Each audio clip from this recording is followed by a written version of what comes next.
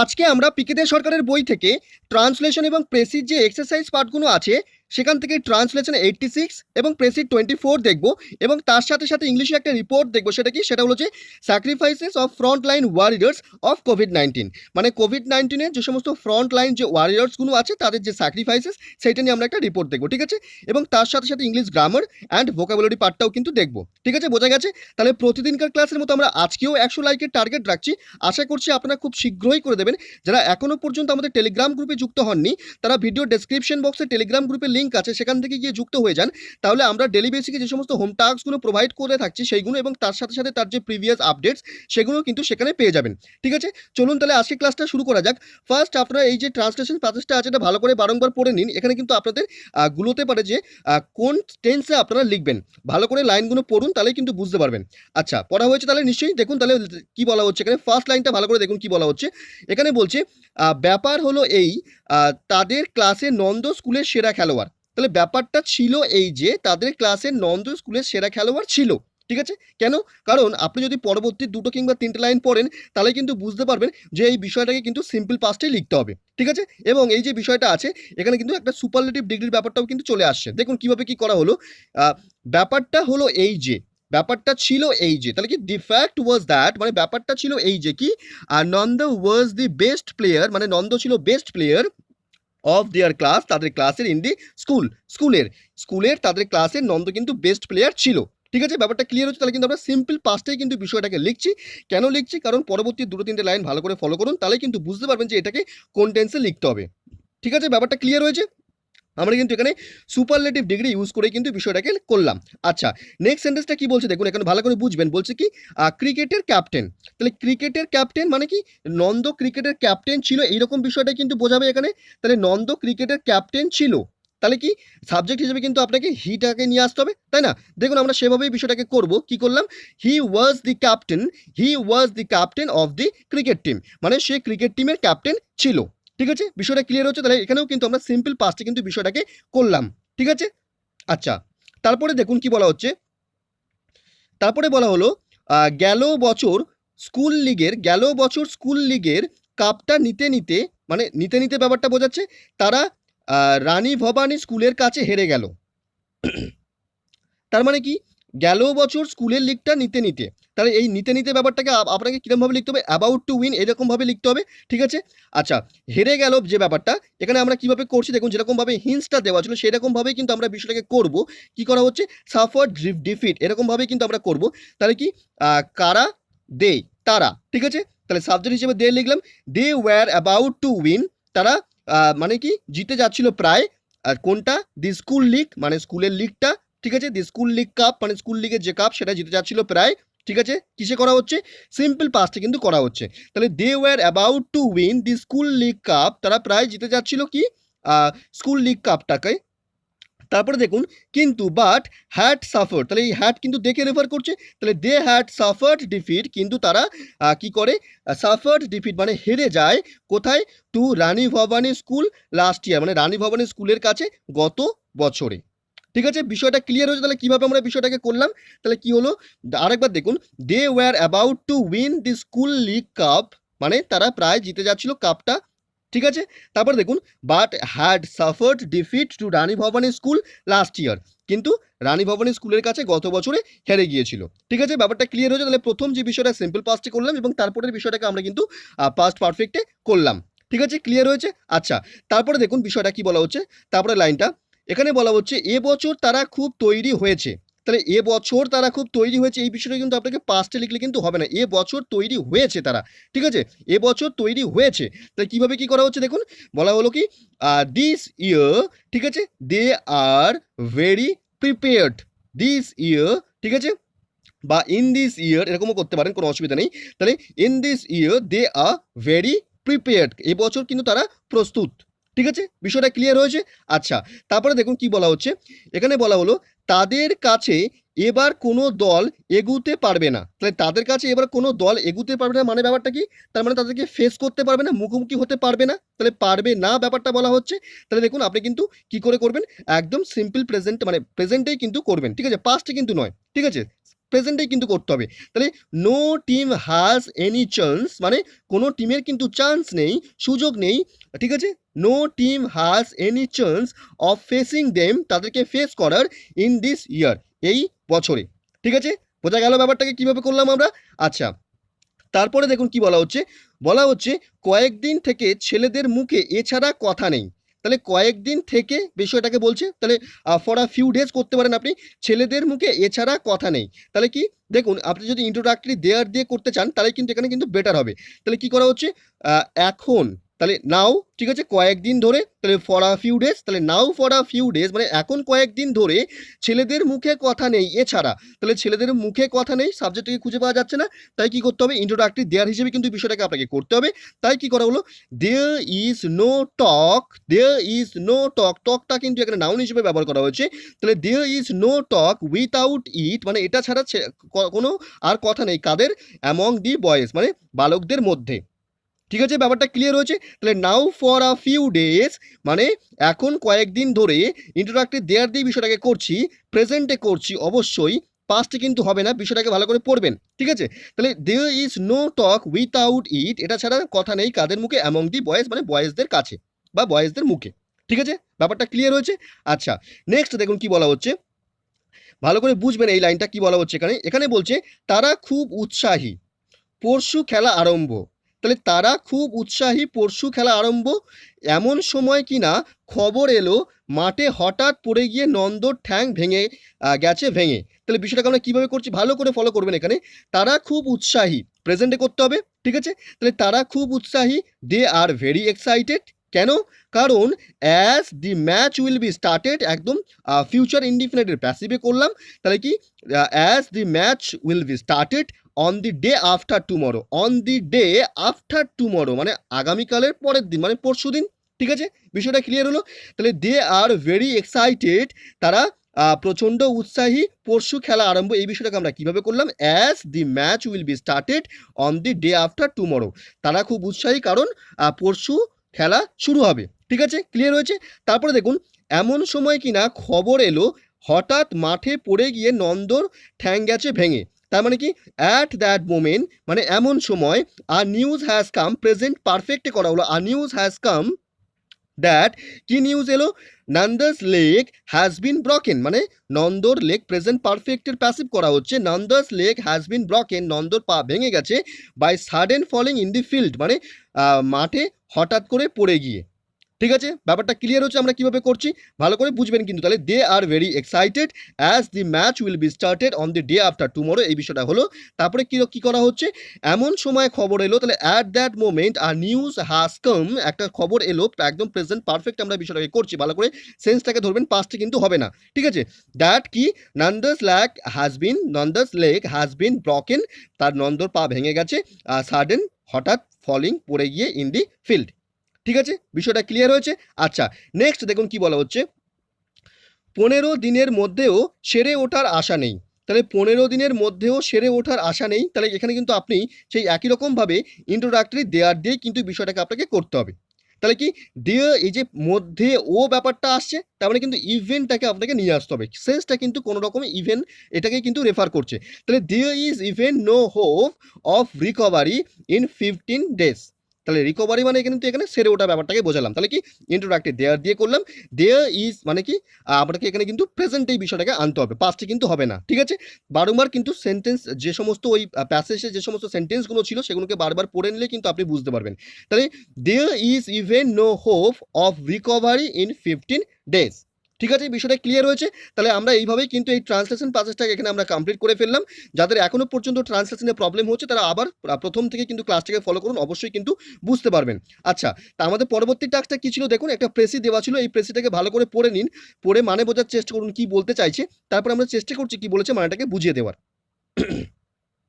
ঠিক আছে? বুঝতে পারছেন কি বলছে? তাহলে এখানে কি বলছে দেখুন ভালো করে, এভরি ম্যান অ্যান্ড ওম্যান মানে প্রত্যেক পুরুষ ও নারীর শুড ডু আ জব, এমন কাজ করা উচিত, which is a help to the nation, যেটা কিনা নেশনের পক্ষে একটা সাহায্য উপকার হয়, এরকম কাজ করা দরকার। মানে প্রত্যেক পুরুষ ও নারীকে এমন একটি কাজ করা উচিত যাতে জাতির উপকার হয় বা যাতে দশের উপকার হয় বা যাতে দেশের উপকার হয়, ঠিক আছে? তারপরে দেখুন কি বলা হচ্ছে, ইফ হি ডাজ নট, যদি সে না করে, he is consuming good food and doing nothing for it, তাহলে সে কিন্তু কি করছে, যদি সে না করে তাহলে তিনি ভালো খাদ্য খাচ্ছেন ঠিকই, কিন্তু সেটিকে তিনি কাজে লাগাচ্ছেন না। ঠিক আছে, তারপরে দেখুন, the nation would be better without him, মানে জাতি তাকে ছাড়া ভালো হবে। He has no real place in life, জীবনে তার সত্যিকারের কোনো স্থান নেই। দেয়ারফোর, সুতরাং, every man and woman should learn to think, মানে এভরি ম্যান অ্যান্ড ওম্যান, সুতরাং প্রত্যেক পুরুষ ও মহিলার কি শেখা উচিত, কি বিষয়ে চিন্তাটা শেখা উচিত, সেটা বলছে কি, অ্যাবাউট ন্যাশনাল অ্যাফেয়ার্স, মানে জাতীয় বিষয় সম্পর্কে চিন্তা করতে শিখতে হবে। ঠিক আছে, ক্লিয়ার হয়েছে? তারপরে দেখুন কি বলা হচ্ছে, নাও দ্যাট, মানে এখন যেহেতু aeroplanes can fly at 3 or 400 miles an hour, এখন যেহেতু বিমান ঘন্টায় 300 বা 400 মাইল বেগে উঠতে পারে, এভরি কান্ট্রি ইজ আওয়ার নেবার, প্রতিটি দেশই আমাদের প্রতিবেশী, and no country can be ignored, এবং কোনো দেশকেই এড়ানো যায় না। ঠিক আছে, তারপরে দেখুন, the people who govern our country are appointed by us, আমাদের দেশকে যারা পরিচালনা করেন তারা আমাদের দ্বারা নিযুক্ত হন।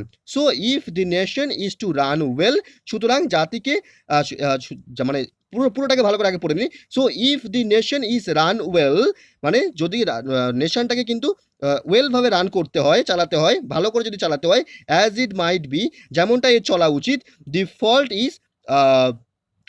Fault is largely our own, তার মানে কি, সুতরাং জাতিকে যেমন চলা উচিত তেমন যদি না চলে তাহলে কিন্তু দোষটি মূলত আমাদের নিজস্ব।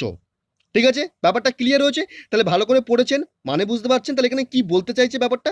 এখানে বলতে চাইছে কি, প্রত্যেকের কিন্তু নেশনের প্রতি ভালো কাজ করা উচিত, মানে একটা নেশনের যে ডেভেলপমেন্ট সেটা কিন্তু সম্পূর্ণভাবে নির্ভর করে সেই নেশনের সমস্ত সিটিজেনের উপর, এবং যেহেতু একটা নেশন সেটা পরিচালিত হয় একটা গভর্নরের দ্বারা, এবং সেই গভর্নর মানুষের দ্বারাই ইলেক্টেড, সেখানকার সিটিজেনদের দ্বারাই ইলেক্টেড, তাই সেখানকার সিটিজেনদের উচিত কি করা, সেখানকার সিটিজেনদের উচিত এমন গভর্নমেন্টকে চুজ করা যার দ্বারা কিন্তু ভালো কাজ বা নেশনের ডেভেলপমেন্ট করা কিন্তু সম্ভব। এই বিষয়টাই এখানে বলতে চাইছে, ভালো করে পড়বেন, পড়েই কিন্তু বুঝবেন যে এই বিষয়টাই কিন্তু এর মধ্যে বলতে চাইছে।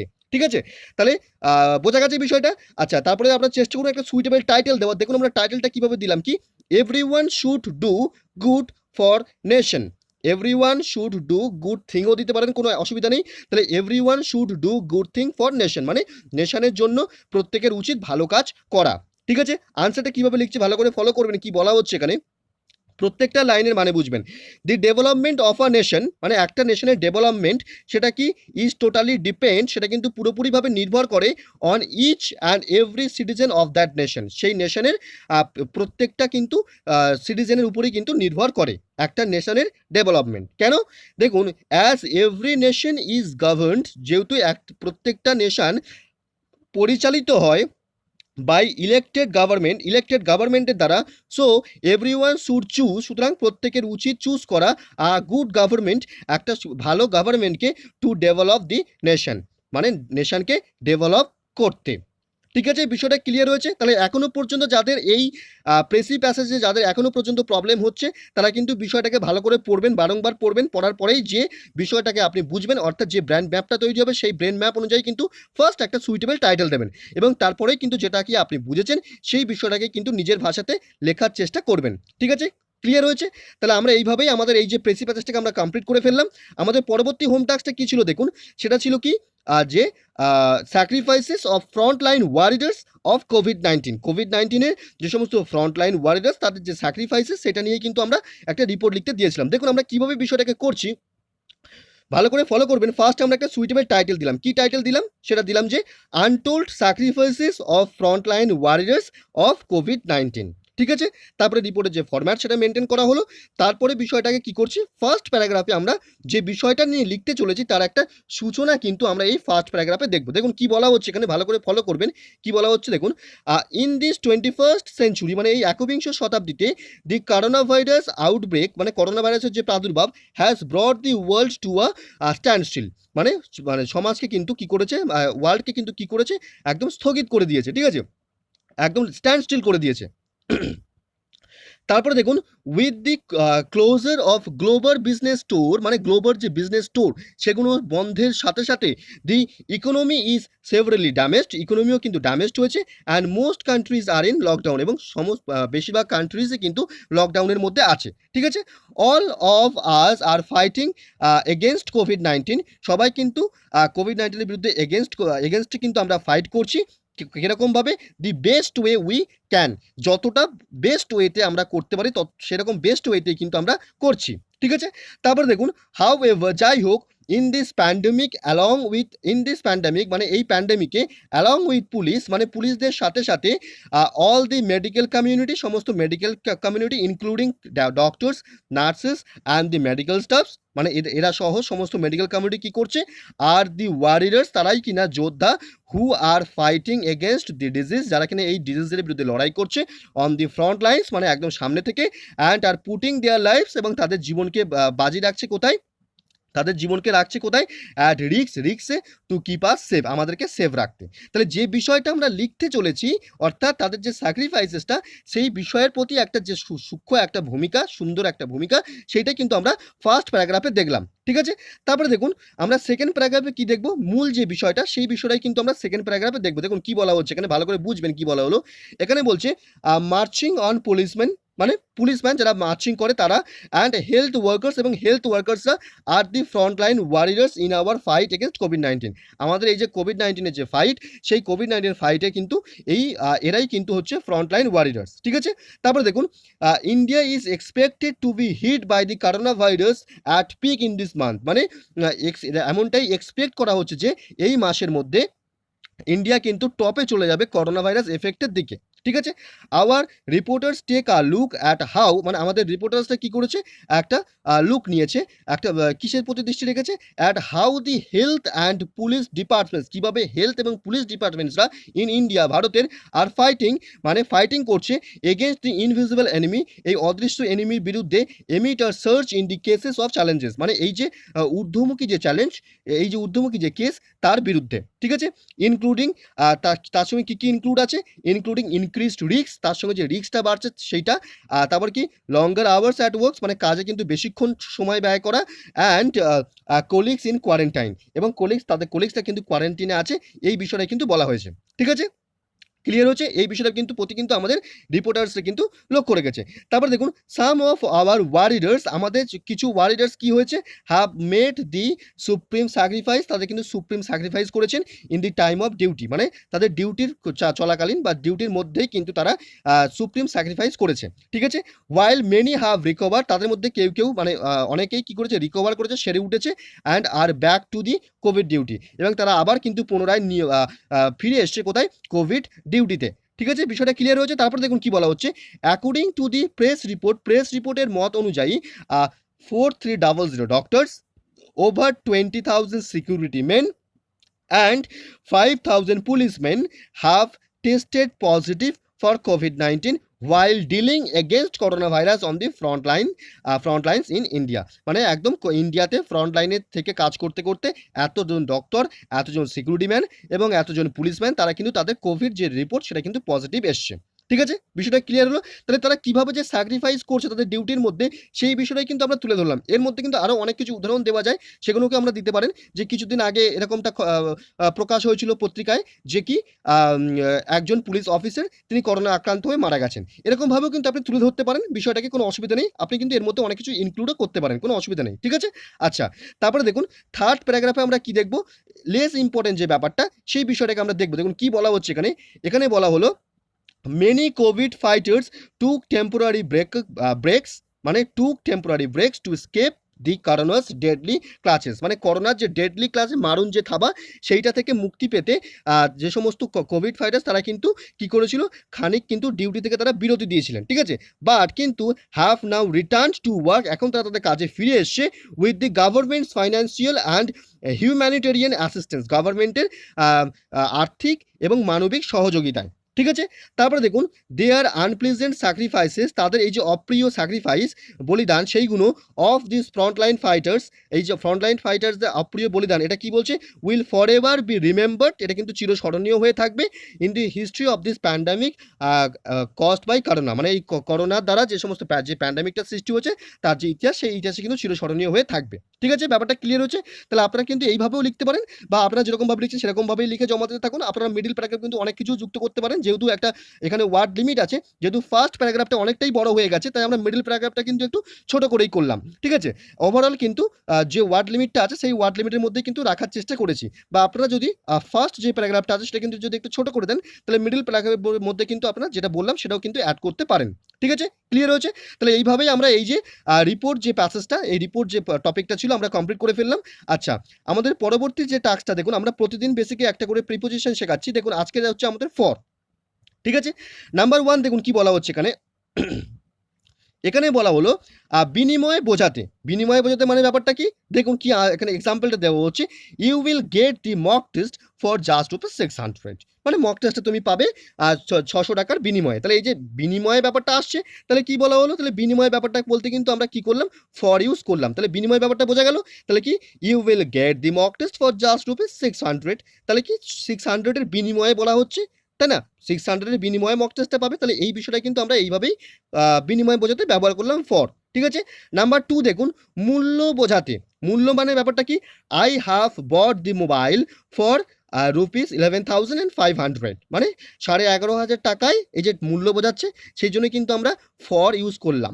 ঠিক আছে, ক্লিয়ার হয়েছে? আচ্ছা, তারপরে দেখুন নাম্বার 3 কি বলা হচ্ছে এখানে।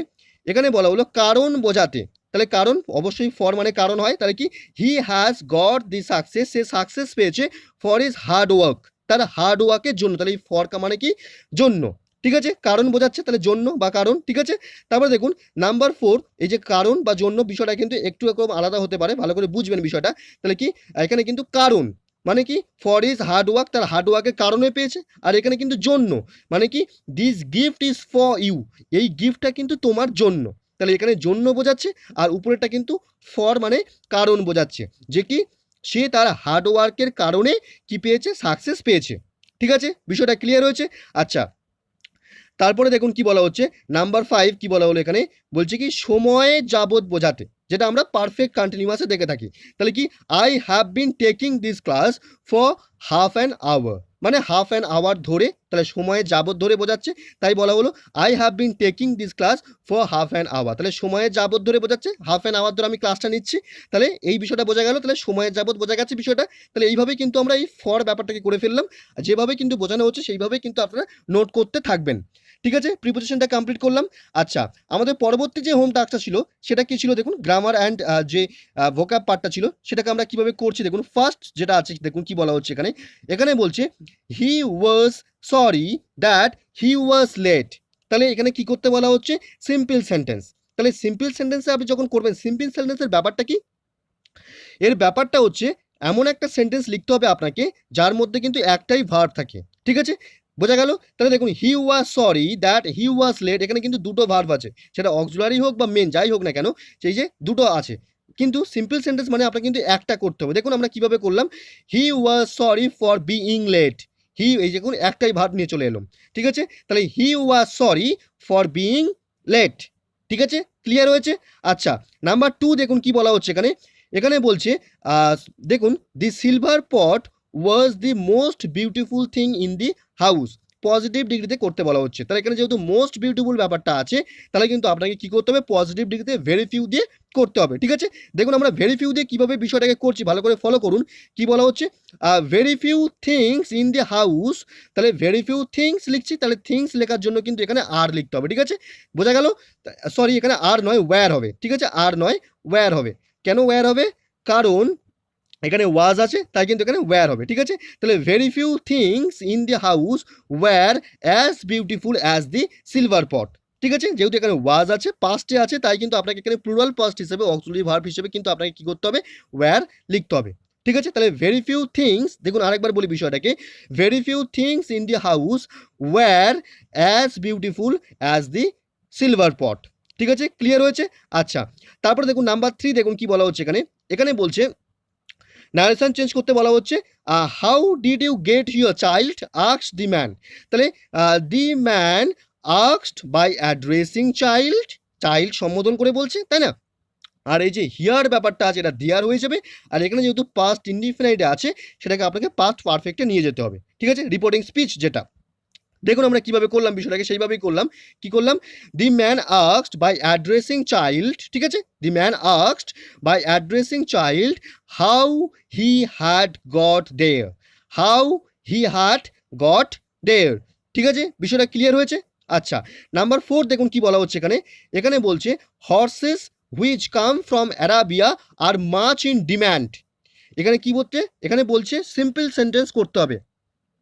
সিম্পল সেন্টেন্স মানে আগে বললাম প্রথমেই যে কি সিম্পল সেন্টেন্স মানে আপনাকে একটাই ভার্ব নিয়ে আসতে হবে, ঠিক আছে? এখানে কাম একটা ভার্ব আছে, আবার এই আর কিন্তু আরেকটা ভার্ব আছে, একটাই ভার্ব নিয়ে আসতে হবে। তাহলে কীভাবে করবো? আমরা যদি এরকমভাবে করি যে কি অ্যারাবিয়ান হর্সেস, এরকমভাবে যদি করে দিই তাহলে কিন্তু বিষয়টা এসে যাবে। দেখুন কিভাবে করছি। তাহলে কি হলো? The Arabian horses are much in demand. দেখুন আর এই যে ব্যাপারটা একটাই কিন্তু ভার্ব হলো, ঠিক আছে? The Arabian horses are much in demand, ঠিক আছে? ক্লিয়ার হয়েছে? নাম্বার 5 দেখুন কি বলা হচ্ছে এখানে। এখানে বলছে Everest is one of the highest peak in the world. Comparative degree করতে হবে। তাহলে ওয়ান অফ দি আছে যেহেতু, তাই কম্পারেটিভ ডিগ্রিতে আপনাকে এনি আদারের জায়গায় মেনি আদার বা মোস্ট আদার দিয়ে কিন্তু করতে হবে, ঠিক আছে? দেখুন সেইভাবেই কিন্তু আমরা বিষয়টাকে করব, ভালো করে ফলো করবেন। কি বলা হচ্ছে এখানে? এখানে বলা হলো Everest is higher than many other or most other, যে কোনো একটা লিখবেন, হয় মেনি আদার লিখবেন না হয় মোস্ট আদার লিখবেন, দুটোই লেখা যায় তাই আমরা অবলিক দিয়ে লিখলাম। তাহলে Everest is higher than many other or most other peaks, ঠিক আছে? প্লুরাল হবে, ইন দি ওয়ার্ল্ড। ক্লিয়ার হয়েছে? আচ্ছা, নাম্বার 6 দেখুন কি বলা হচ্ছে। বলছে tell her to buy some foods for me.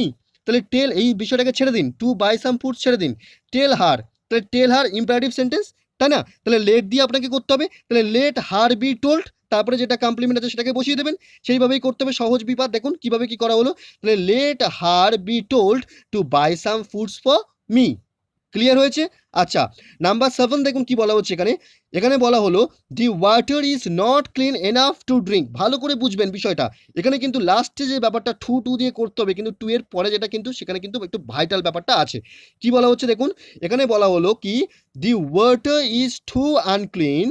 বলছে the water is not clean enough, মানে ওয়াটারটা কিন্তু যথেষ্ট ক্লিন নয় টু ড্রিঙ্ক, পান করতে, ঠিক আছে? তাহলে the water is too unclean মানে ওয়াটারটা এতটাই unclean to be drunk, to drink হবে না কিন্তু, টু বি ড্রাঙ্ক, যে সেটাকে পান করা যায় না, কারোর দ্বারা পান করা যায় না, তাই কিন্তু আপনাকে প্যাসিভ করতে হবে লাস্টে, টু বি ড্রাঙ্ক, ঠিক আছে? তাহলে the water is too unclean to be drunk, ঠিক আছে? ক্লিয়ার হয়েছে? আচ্ছা, নাম্বার 8 দেখুন কি বলা হচ্ছে এখানে। এখানে বলা হলো he determined to become a professor. ডিটারমাইন্ডটাকে নাউন করে লিখতে হবে। তাহলে ডিটারমাইন্ড এর নাউন ফর্মটা হচ্ছে ডিটারমিনেশন। যেহেতু এখানে পাস্ট ব্যাপারটা আছে, তাহলে আপনি যখন লিখবেন তখন কিন্তু পাস্টেই কিন্তু লিখবেন।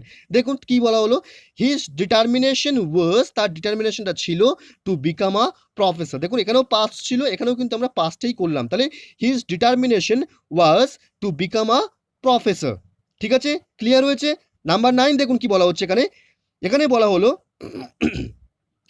His intention was to grab the opportunity. তার ইন্টেনশনটা ছিল অপরচুনিটিটাকে গ্রাব করা। তাহলে এখানে ভার্ব ফর্ম করতে হবে ইন্টেনশনের। তাহলে এই যে ওয়াজ আছে আবার, তাহলে কিন্তু আপনাকে পাস্টেই কিন্তু করতে হবে বিষয়টা। সেইভাবে কিন্তু দেখুন ভালো করে ফলো করবেন। যদি আপনি ওয়াজের জায়গায় কিন্তু যদি আপনি মানে পাস্টের জায়গায় যদি প্রেজেন্ট করে ফেলেন তাহলেই কিন্তু ভুল হয়ে যাবে, ঠিক আছে? তাহলে যেহেতু পাস্টে করছি, পাস্ট ইনডিফিনাইট, তাই কি হলো হি ইন্টেন্ডেড, ঠিক আছে, টু গ্র্যাব দি অপরচুনিটি। তাহলে ইন্টেনশন হচ্ছে ইন্টেন্ট, ঠিক আছে? তাহলে হি ইন্টেন্ডেড, তাহলে হি ইন্টেন্ডেড কি হলো, he intended to grab the opportunity, ঠিক আছে? ক্লিয়ার হয়েছে? তাহলে আমাদের গ্রামার প্যাসেজটা, গ্রামার যে কোশ্চেনগুলো কমপ্লিট করে ফেললাম। আমাদের এবারে দেখুন কি আছে, যে ইডিয়মস যেগুলো ছিল আজকে, দেখুন কিভাবে কি বলা হচ্ছে। ফার্স্টেরটা কি আছে, বলছে যে আ ক্লোজ ফিস্টেড ম্যান। এই ক্লোজ ফিস্টেড ম্যান ব্যাপারটা কি? তার মানে হচ্ছে যে কুঞ্জুস মানুষ, ঠিক আছে, মিতব্যয়ী যে মানুষ, অর্থাৎ আমাইজা, তাকেই কিন্তু বলা হয় আপনার ক্লোজ ফিস্টেড ম্যান, ঠিক আছে, কুঞ্জুস মানুষ। তাহলে ক্লোজ ফিস্টেড ম্যান আমরা কিভাবে করলাম দেখুন। He does not like his father, he does not like his father, সে তার বাবাকে পছন্দ করে না, কারণ as he is a close fisted man, কারণ সে একটা কুঞ্জুস মানুষ, ঠিক আছে, ক্লিয়ার হয়েছে। নাম্বার 2 কি বলছে? স্পিল দি বিনস। স্পিল দি বিনস মানে কি? স্পিল দি বিনস মানে হচ্ছে রিভিল দি সিক্রেট ইনফরমেশন আনইনটেনশনালি, মানে অনিচ্ছাকৃতভাবে কোনো সিক্রেট ইনফরমেশন প্রোভাইড করে দেওয়াকে বলা হয় স্পিল দি বিনস। ঠিক আছে, কিভাবে করছি বিষয়টা ফলো করুন। এখানে বলা হলো আফটার গেটিং কনফিউজড হওয়ার পর হি স্পিল্ড, পাস্টে লিখছি, পাস্ট ইনডিফিনিট, তাহলে he spilled the beans to the police, মানে কনফিউজড হয়ে যাওয়ার পর সে পুলিশকে সত্যটা বলে দিল বা প্রকাশ করে দিল। ক্লিয়ার হয়েছে? আচ্ছা, নাম্বার 3 দেখুন কি বলা হচ্ছে, আন্ডার দি ওয়েদার। এই আন্ডার দি ওয়েদার মানে কি? আন্ডার দি ওয়েদার মানে হচ্ছে স্লাইটলি অসুস্থ হয়ে পড়া কে আমরা আন্ডার দি ওয়েদার বলি। ঠিক আছে, কি করা হচ্ছে দেখুন, he is unable to work today, সে আজকে কাজ করতে অক্ষম। কারণ কি? কারণ as he feels a bit under the weather, মানে সে কিন্তু কিছুটা অসুস্থ বোধ করছে। ঠিক আছে, ক্লিয়ার? আচ্ছা, তারপরে দেখুন থ্রো আপ ওয়ান স্কার্টস। এই থ্রো আপ ওয়ান স্কার্ট মানে কি? এই থ্রো আপ ওয়ান স্কার্টস এই যে আপনার ইডিয়মস, এর মানেটা কি? এর মানে হচ্ছে মানে কোনো কিছু ত্যাগ করে দেওয়া, গিভ ইন করে দেওয়া বা বশ্যতা স্বীকার করে নেওয়া কারো, ঠিক আছে, বা কোনো কিছু হার মেনে নেওয়া। ঠিক আছে, সেটাকে কিন্তু আমরা থ্রো আপ ওয়ান স্কার্টস কিন্তু বলি। ঠিক আছে, মানে to give up one's plan বা গিভ ইন বা ডিফিট ব্যাপারে কিন্তু আমরা থ্রো আপ ওয়ান স্কার্টস বলে থাকি। ঠিক আছে, কিভাবে আমরা এক্সাম্পলটা দিলাম দেখুন, দি বয় থ্রি আপ, আমরা যেহেতু পাস্ট লিখছি তাই থ্রোটাকে থ্রিও করে দিলাম, তাহলে the boy threw up his skirts for the lack of money, মানে বালকটা কি করলো? মানির অভাবে, টাকার অভাবে সে কিন্তু তার যে প্ল্যান সেটাকে কিন্তু বাতিল করে দিল। ঠিক আছে, ক্লিয়ার হয়েছে? আচ্ছা, নাম্বার তারপরে 5টা দেখুন কি বলা হচ্ছে এখানে, অ্যান আর্ম চেয়ার ক্রিটিক।